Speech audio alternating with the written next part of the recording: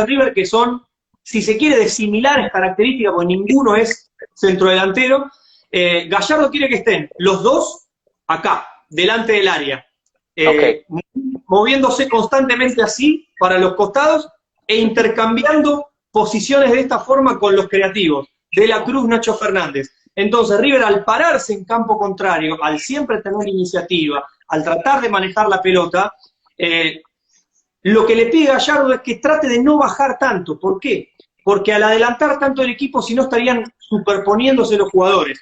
Entonces, para los creativos de River es muy fácil levantar la cabeza y ver que tienen a los laterales desplegados, a los dos delanteros metidos en el área, a los centrales en mitad de cancha. Entonces, están todos cerca, hay posibilidades de pase constantemente. Entonces, sí, lo que le piden es que tiren diagonales detrás de los defensores y que intercambien y permuten posiciones o con los laterales que llegan en posición de wing o con los creativos entrando y saliendo. Son trabajos que hace River constantes porque casi todos los equipos salen a replegarse con River. Le ceden la iniciativa porque no pueden o porque River lo lleva a eso. Entonces, hay muchos trabajos ofensivos que River hace con permutas para que haya imprevisibilidad y para que se desordene el equipo contrario. Es un desorden organizado, como me gusta decirle a mí, como le gusta decirle a Gasperini también. Eso lo veo de esa manera y veo que es un modelo de juego que de alguna forma tiene como una de las premisas darle comodidad a los creativos, que los creativos se enfoquen en el asunto de la gestación por encima de cualquier otra función que puedan tener o no, dependiendo si River tiene o no la pelota. Pero lo que me marcas de los delanteros me hace mucho ruido porque no es esa figura del 9 de área desgastando a los centrales, recibiendo de espaldas, sino que es un desgaste que tiene que ver es con una dinámica posicional. Así es como desgastan a la saga rival, cambiando constantemente de posición, alternando. Esto obviamente va ligado a una inteligencia impresionante y unos trabajos en las unidades de entrenamiento, de repetición tras repetición, y una identidad del colectivo, entenderse muy bien unos con los otros, pero llegar a ese punto de poder de alguna forma sacarle provecho a dos delanteros con similares cualidades como lo son Borré en este caso, y no verlo obligado a acompañarlo con un 9 de área, me parece un trabajo maravilloso y que lo uno o le doy luz a lo que puede aportar Rafael Santos Borré en la tricolor, porque aquí con el esquema o con el modelo de juego del profesor Queiroz, que no lo mueve de un 4-3-3 fijo, con un mediocentro y con dos interiores, dos extremos y un 9 de área, en ese modelo de juego, yo pensaría, bueno, Borré de 9 no, porque ahí está Falcao, ahí está Duván Zapata, no la va a ver nunca, sería jugar un poco de extremo por los costados en este 4-3-3, y con esos trabajos que nos detallas que le indican Marcelo Gallardo, se podría acercar más a esa posición de extremo que de 9 en la tricolor. ¿Qué opinas, Pat? A ver, las características las puede hacer, pero yo entiendo que debería ser en partidos donde Colombia sea el protagonista y juegue en campo contrario, porque Borré hace mucho tiempo que no juega por la banda, que no juega a hacer todo ese retroceso y ese recorrido que le pide Queiroz a los extremos, que son probablemente más de las características de Cuadrado que de Borré, que se entienda la búsqueda del estilo. Claro. Entonces, ahí yo te digo que por el estilo que siempre pregonó Queiroz, que Borré no encaja en ese modelo de extremo y sí encaja en ese modelo de centrodelantero. Pero claro, ¿quién podrá pensar que hoy Borré pueda jugar teniendo el nivel que tiene Duván Zapata? Es imposible esto de pensar. Ahora bien, si deciden cambiar el esquema de pronto y jugar con algún yo creo que ahí es donde Rafa se verá favorecido. No va a pasar, el profesor Queiroz ya dio una sólida señal de que él va a jugar con su 4-3-3 y 4-3-3 y 4-3-3, punto. Bueno, ahí es complicado, pero te digo algo, si hay una virtud que tiene Rafa, es las prestaciones que él puede dar sin pelota en transición defensiva. ¿A qué me refiero con esto? River tiene un sello bien definido en la era Gallardo. Pudieron cambiar algunos equipos si jugó con 4, si jugó con 3, con algún volante más, algún volante menos, eso es lo de menos. Son números. Pero hay un sello que Gallardo a lo largo de estos 6 años no cambió nunca. Y es que cuando el equipo pierde la pelota, todos corren para recuperarla y te hacen una presión asfixiante en los posteriores 5 o 6 segundos. Si esto no se logra, ahí sí, retroceden y van a pararse en su campo. pero los posteriores 5 o 6 segundos a la pérdida de una pelota, quiero que lo veas bien cuando vuelvas a ver un partido de River. Todos van a correr a presionar. Y eso, ahí... ¿Se pierde el balón? No importa, es decir, sin importar la posición o el lugar donde se pierda la pelota, es totalmente irrelevante. Sin importar, por eso vas a ver a un lateral corriendo hacia adelante, a presionar quizás cerca de una línea del área contraria, al volante que se adelanta, todos corren hacia adelante, hacia un lugar de presión. Es algo que requiere mucho trabajo hacerlo, se le conoce como presión inmediata ante la pérdida, y eso es una función que dura 5 o 6 segundos más o menos, porque si hay buena circulación de pases o alguna gambeta que te sacan del recorrido, enseguida tenés que retroceder y hacer un repliegue para pararte mejor. Pero bueno, esa es la diferencia que Borré le sacó a Escoco, porque Nacho Escoco tiene una calidad impresionante, pero no tenía esas recuperaciones post pérdida, como sí lo hacía De la Cruz, como sí lo hacía Borré y como sí lo pudo incorporar Matías Suárez a los 30 años, después de un gran recorrido por Europa, y en Belgrano él no tenía esa característica y Gallardo se lo supo inculcar. Pero entonces, usted que marca el ejemplo de Matías Suárez, yo lo estaba ligando a que Borré le ha ganado la pulsada a Escoco por el tema físico, es decir, tengo más potencia física que Escoco, pues le saco mayor provecho a lo mismo, pero cuando usted menciona lo de Matías, pasa más entonces más bien por una inteligencia en campo, por una sólida lectura de lo que está pidiendo el técnico, más que por una potencia física que obviamente es vital en una idea de juego como esta. Sí, y además porque Rafa tenía ese plus, jugaba bien cuando River tenía la pelota, recuperaba o ayudaba mucho a recuperar, era el primer defensor de River, le faltaba hacer más goles. A ver, situaciones generaba muchas por partido, tirando diagonales, dándosela a los compañeros, situaciones generaba muchas. Pero bueno, este último tiempo le agregó gol, le agregó cuota goleadora, entonces, es más, y él se preparó mucho para llegar a este rendimiento porque lo trabajó con un especialista en definición para tratar de calmar la ansiedad, para tratar de mirar bien a dónde iba a definir, y lo trabajó tanto que fue el goleador del fútbol argentino. No es un detalle menor. En un equipo que genera mucho, como River, le faltaba un goleador, y bueno, Rafa se puso esa capa, el traje de goleador, ni más ni menos, y yo creo que está hecho ya para irse al fútbol europeo. Rafa ya adquirió todo lo que podía acá en Argentina, y creo que es cuestión de un corto tiempo, lo vamos a ver jugando en algún equipo de Europa. Si vos me preguntás, yo lo veo ideal para el esquema de Simeone, es ideal, jugando ese 4-4-2 que le gusta, yo lo veo ideal. Pero bueno, veremos si Atlético de Madrid apuesta por un jugador que empiece a dar sus pasos en Europa, como Rafa, porque en su primera etapa no pudo, o van y compran a algún jugador consagrado, porque hoy Atlético de Madrid tiene la billetera para hacerlo, entonces dependerá de esa decisión. Yo creo que en ese esquema del Cholo Simeone haciendo dupla de ataque con Morata sería maravilloso, ya que el Borré que llegó a Atlético de Madrid después de su paso por Deportivo Cali tras quedar campeón en el año 2015 con el cuadro azucarero, le faltaba era eso. Es decir, no es que no tuviera el físico, sino que no tenía lo que acabamos de mencionar, la inteligencia de juego para poder entender lo que le estaba pidiendo el Cholo Simeone en función del desgaste de la entrega, pero eso ya se lo instaló Marcelo Gallardo, y a mí las declaraciones de Nelson Vivas me hicieron mucho ruido, la verdad me hicieron mucho ruido, y para mí dejaron una señal clara del posible futuro de Rafael Santos Borré, pero Pato, no supimos resolver en qué posición ubicarlo en la tricolor. Parece que le va a tocar entonces esperar su turno detrás de Duván Zapata, porque en definitiva como extremo, más allá de su entrega y su sacrificio, pues no se le va a sacar el mayor provecho. Problema de Queiroz, y deja muy abierto el debate pues para esa posibilidad de ubicarlo. Y en ese hilo, y hablando de Queiroz y el 4-3-3, Juan Fernando Quintero, Pato. Un creativo como Quintero, ¿cómo lo hago colocar en un 4-3-3? No lo puedes colocar ni de medio centro ni de interior, de ninguna, y tampoco de extremo, o sea... Tienen que colocarlo ahí, por adentro. Claro que sí.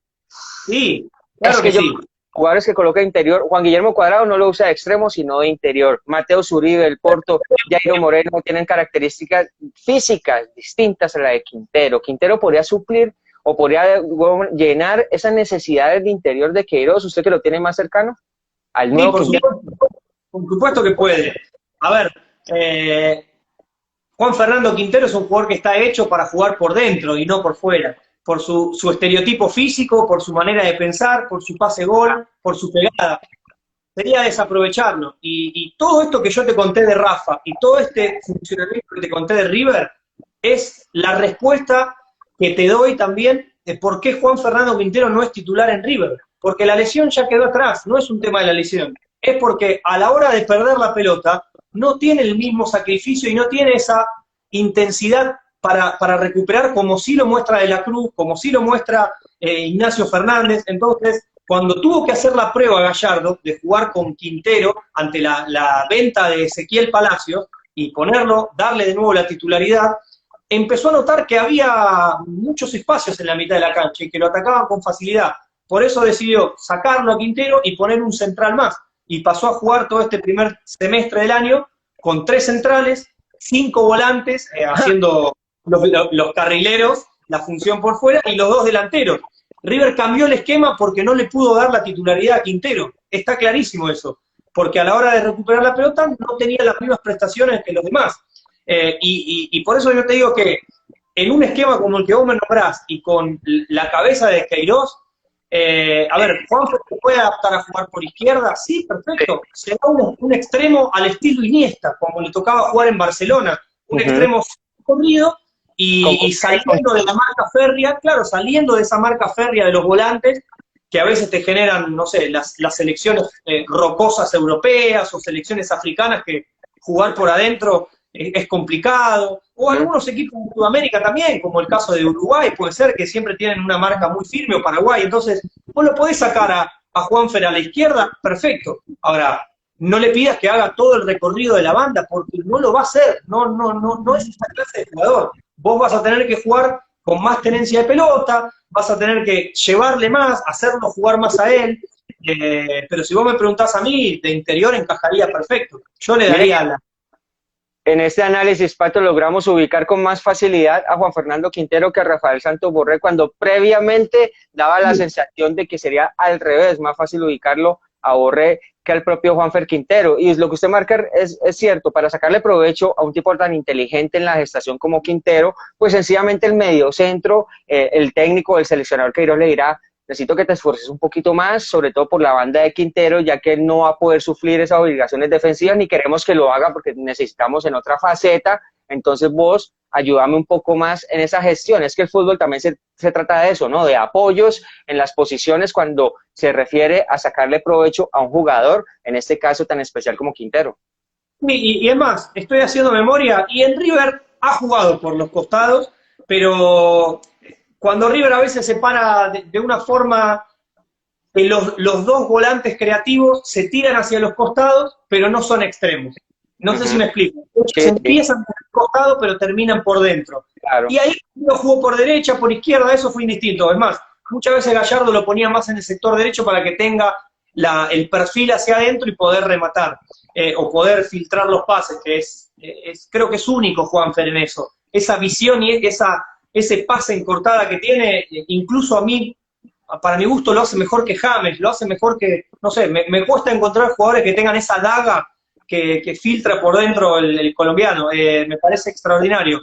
Pero bueno, a los buenos jugadores hay que tratar de ponerlos a todos. El tema es que en una selección, y acá voy a coincidir con el entrenador, voy a coincidir con Queiroz, en una selección vos tenés que elegir un modelo de juego y después elegir lo que se adapte a tu modelo de juego. En un equipo vos jugás y te encontrás con un grupo de jugadores y podés hacer algunos retoques, pero vos te tenés que adaptar a los jugadores.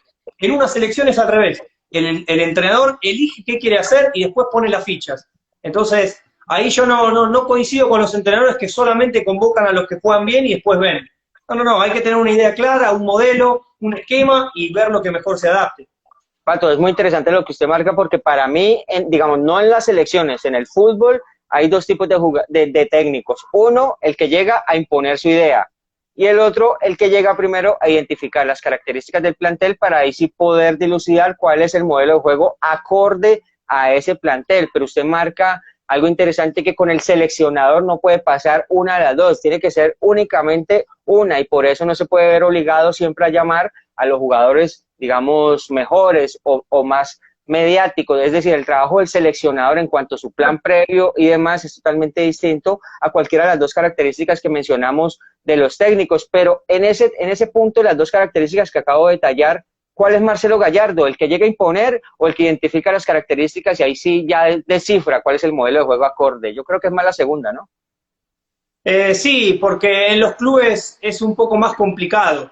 Vos tenés que saber al club que vas, saber los jugadores con los que contás y después sí, tratar de darle tu sello. De todas formas, a lo largo de estos 6 años hay un modelo de juego claro en River que es, lo podemos definir como un equipo que trata de siempre tener un planteamiento ofensivo.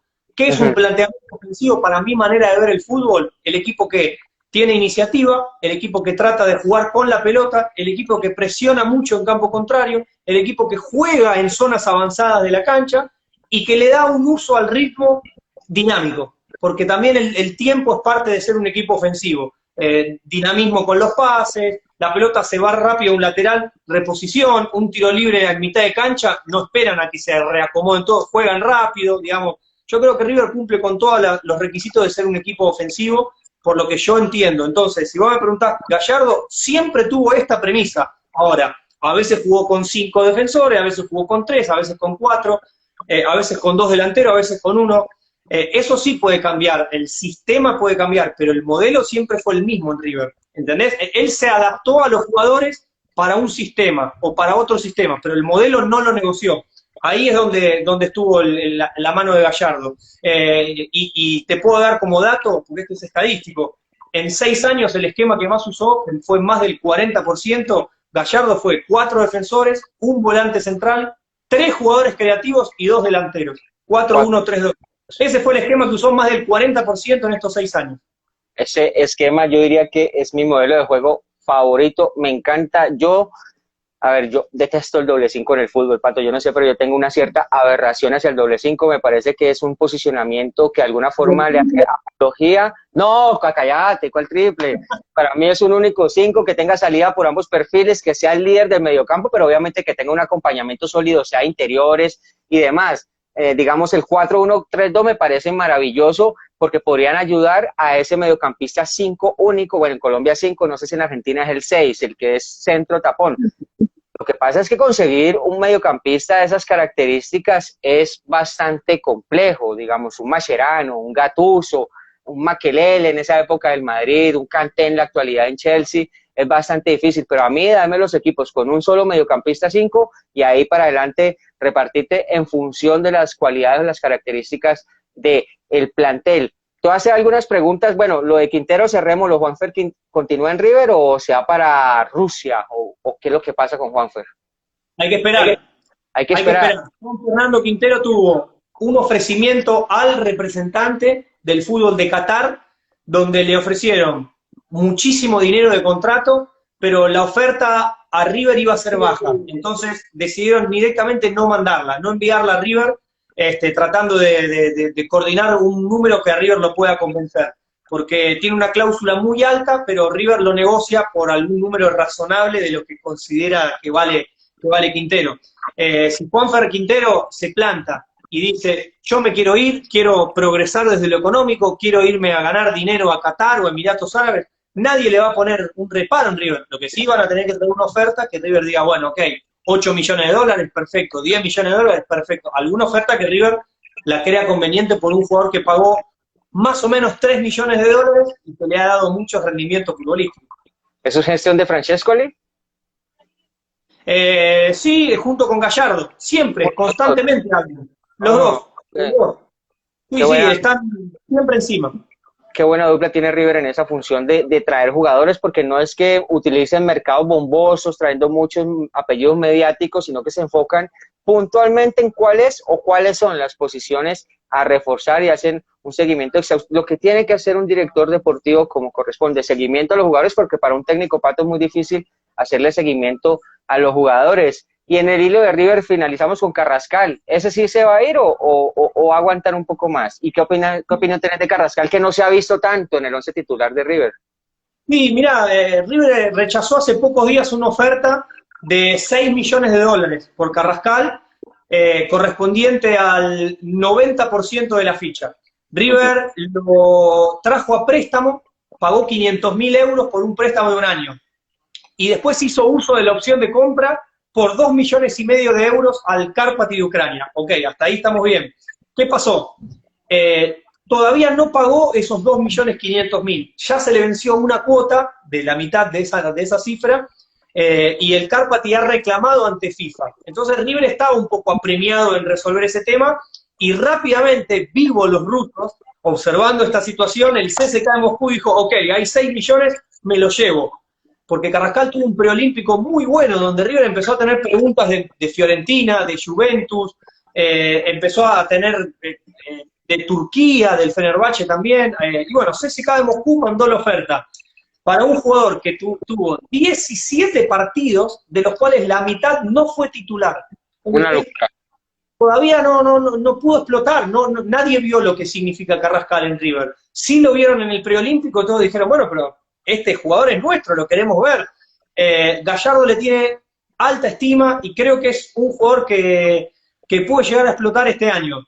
Le tiene mucha consideración, salvo que vengan de nuevo los rusos, levanten la oferta, porque River le pidió un poco más y el CSKA Moscú dijo que no, que esa era su última oferta. Después resolvieron tratar de bajar el porcentaje, es decir, en vez del 90, vender el 60, y los rusos volvieron a decir que no.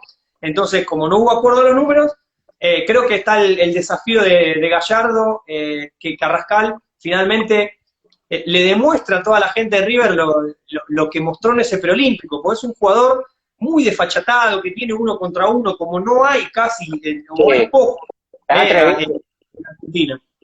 Es muy atrevido con la pelota, es bravo, le gusta encarar, no come de apellido, no come de rival, sino que le gusta ese juego. Pero Carrascal, aquí lo conocimos bien, y él era muy individualista, él le gustaba mucho era el juego individual, mostrarse él como tal, y lo hemos visto en River con una evolución impresionante de enfocarse más en las prioridades colectivas, y obviamente eso tiene mucho que ver con el trabajo de Marcelo Gallardo, es un técnico que le llega directamente al jugador. ¿Qué te conté de Rafa? ¿Qué es lo que te conté de Escoco? ¿Por qué dejó de jugar Escoco como titular? ¿Por qué dejó de jugar Prato como titular? ¿Por qué? ¿Por qué Quintero no es titular en este River? Mirá lo que te estoy diciendo. Digamos, con Gallardo, a ver, no hay otra opción. El que no corre, no juega. Si perdés la pelota y no corres para recuperarla, no vas a jugar, por más que después seas, no el Neymar colombiano, que seas el Neymar original. Digamos, si vos perdés la pelota y no bajás a marcar o no presionás ante pérdida, probablemente va a poner a otro que en lo colectivo le pueda dar otra prestación al equipo. Y bueno, creo que eso le llevó un tiempo entenderlo a Carrascal, que Argentina tiene otra forma de jugar distinto a donde él venía, distinto al fútbol de Colombia, tuvo que tener una adaptación, y también tuvo que adaptarse a su entrenador. A veces no es solo a un país, a veces también es a un técnico. Y la competencia interna, porque donde hoy juega Carrascal está De la Cruz, o está Nacho Fernández, o está Juan Quintero, o está Cristian Ferreira, que es uno de los chicos de las inferiores. Digamos, hay 5 jugadores para 2 puestos. Hoy está difícil. Si River no cambia el esquema y vuelve a jugar con 4 defensores y a poner un jugador creativo más, va a estar difícil pelear ese puesto. Entonces yo creo que Carrascal hoy arranca de atrás, arranca siendo suplente, si es que no lo terminan por transferir, y si no cambia el esquema le va a costar entrar con estos jugadores, le va a costar. Pero bueno, la estima la tienen en River por él, y por algo pidieron mucho dinero, porque creen que es un jugador que puede explotar en el futuro. Claro, exactamente, que es una sólida apuesta. Tengo entendido que tiene una cláusula. Se me escucha el micrófono, ahora te vuelvo y lo conecto. Se escucha bien, ¿eh? ¿Ahí escucha bien? Sí, perfecto. Ah, ya. ¿Se escucha? ¿Se escucha mejor? Sí, se escucha muy bien. Bueno, dejémoslo ahí. Que tiene una cláusula de rescisión de 20 millones, Carrascal. Sí, a ver, River pone cláusulas a veces un poco estratosféricas para que no venga algún equipo y se lo lleve directamente al jugador.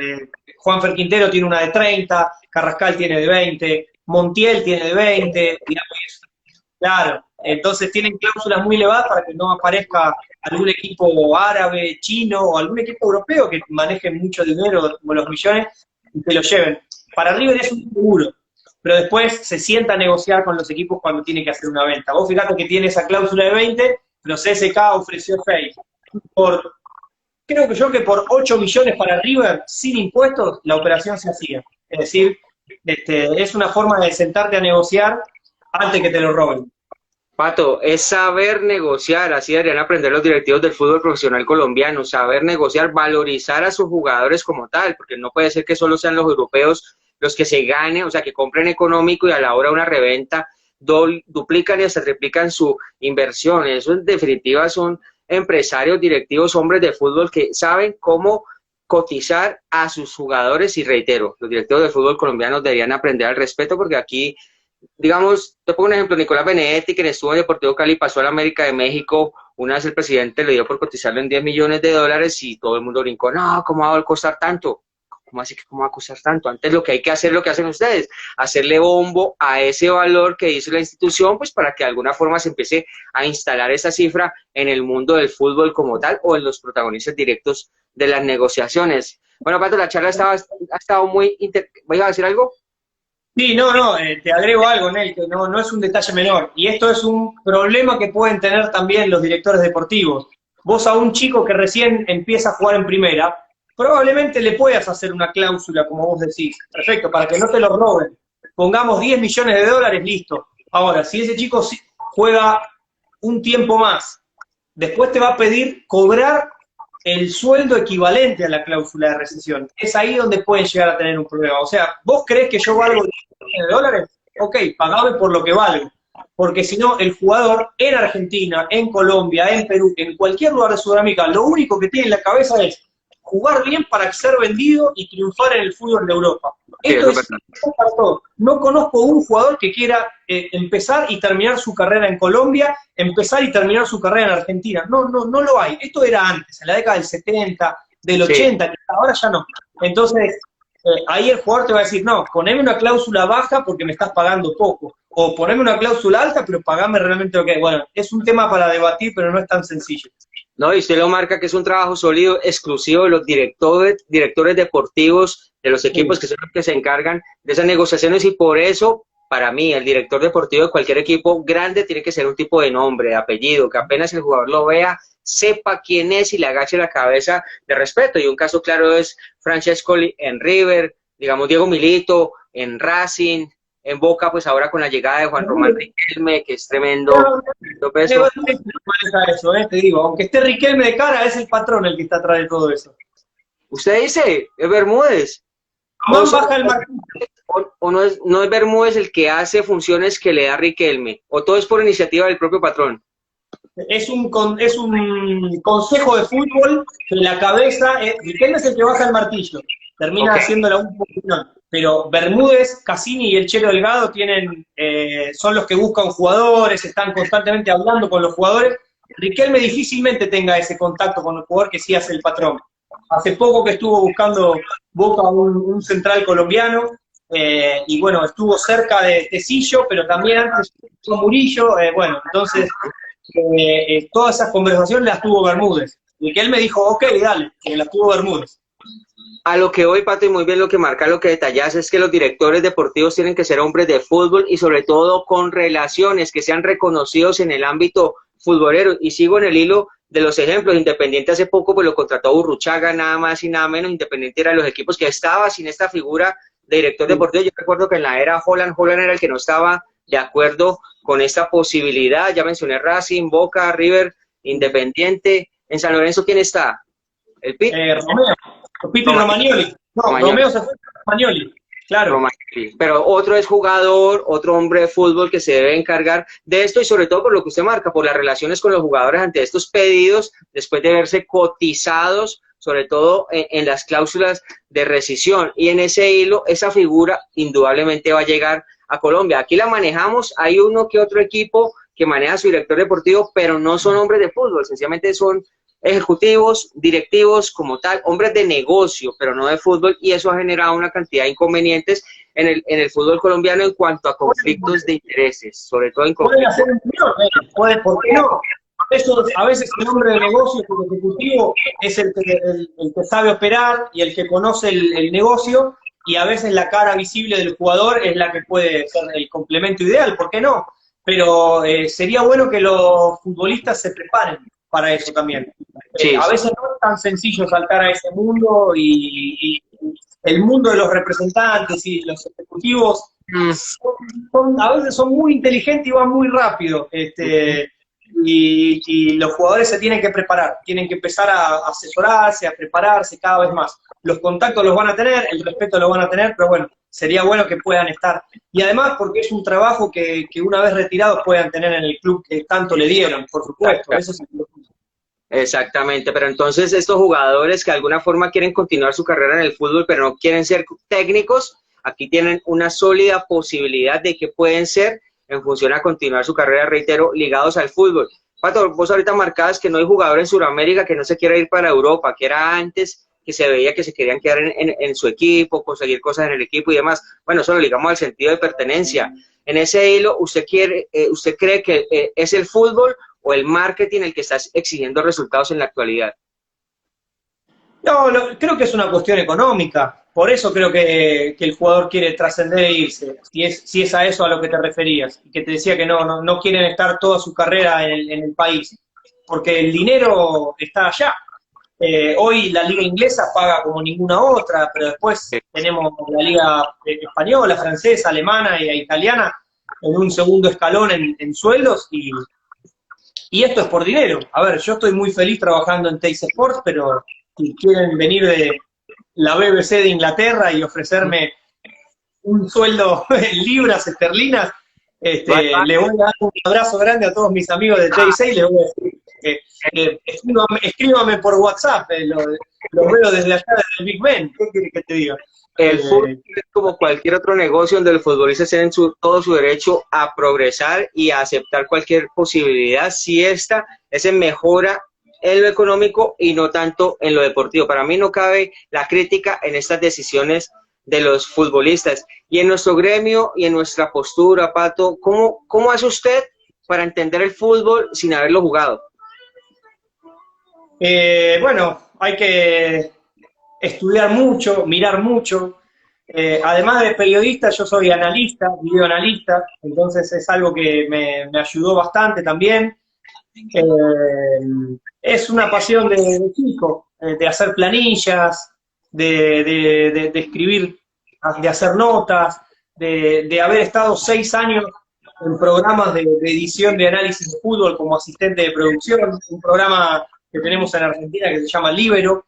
Haber trabajado durante 15 años en Paso a Paso, que es un programa que busca detalles constantemente, detalles tácticos, y bueno, y en nutrirme de muchas charlas con entrenadores, con quien tuve muchas diferencias, que no pienso igual, pero que de disentir construís un montón de discusiones muy enriquecedoras. No sé, me pasó, por ejemplo, y voy a contar algo relacionado a Colombia, me pasó de estar en el mismo charter que de Huracán, cuando le tocaba viajar a jugar contra Atlético Nacional de Medellín, no el partido de octavos de final, sino el último partido de fase de grupos, porque le tocó 2 veces consecutivas. Sí. Partido, Huracán tenía que conseguir un empate o ganar para poder clasificar. Y yo recuerdo de haber viajado durante 2 horas y media en medio de Eduardo Domínguez y del ayudante de campo Gustavo Mamet. Y ellos, con su computadora, me contaron prácticamente lo que tenían de idea para el partido. Y me mostraron un montón de cosas que yo sabía que se usaban, pero nunca las había visto ahí. Y no creí que... Por ejemplo, me mostraron cómo era el patrón de la pelota desde que salía del arco hasta que llegaba al campo contrario en Atlético Nacional. Es decir, de 10 saques de arco, 7 iban para un lado. De esa persona, de 10 pases, 8 iban a Mejía. Mejía, de 10 pases, 7 buscaba a Sebastián Pérez. Y así podíamos dibujar un patrón en la cancha de lo que hacía en casi siempre Atlético Nacional. Bueno, ¿por qué te digo esto y por qué Huracán buscó esto? Porque lo único que quería era taparle los pases claves. El partido fue poco vistoso, fue malo, salió 0-0, digamos que prácticamente se dio lo que quiso Huracán. Después alguna jugada tuvo suerte porque quizás si hubo algún merecimiento más fue para el local, eso está claro. Pero digo, ¿cómo podés tener esa charla y esos debates que están realmente muy buenos? Fue una de las grandes historias futboleras que me tocó vivir de adentro y eso me hicieron sentir que yo tenía que seguir preparándome porque se venía un mundo del Big Data y un mundo dentro de cómo pensar un partido que los periodistas no teníamos ni idea, porque había un entrenador como Joran que ponía un dron en un entrenamiento y todos se reían. Y ese dron le descargaba un montón de imágenes que él después las cargaba en una máquina y generaba un montón de datos estadísticos y prácticamente necesitaba un analista de datos para saber todos los datos que recopilaba. Entonces yo lo que digo es, estábamos atravesando un proceso que no teníamos ni idea, que muchos se lo tomaban para risa y que hay gente muy preparada. Eduardo Domínguez, que trabajaba con Big Data, Holland, lo que pasa es que algunos no vendían humo y no lo exponían ante los medios. Pero bueno, a mí me tocó lo de adentro y a partir de ahí dije, no, yo me tengo que meter en esto y me puse a estudiar todo lo relacionado con el videoanálisis y a asesorarme mucho mejor. Creo que el periodismo en un futuro, bueno, creo que ya muchos lo usan, pero creo que vamos a tener que estar metidos dentro de ese mundo de los datos, mucho más concretos, porque a veces con el dato se terminan los debates. Claro, indudablemente, y para poder analizar un deporte donde se toman tantas decisiones y pueden pasar tantas cosas en 90 minutos, porque ganar o perder un partido puede darse por casualidad, pero jugar bien nunca, hay que saber.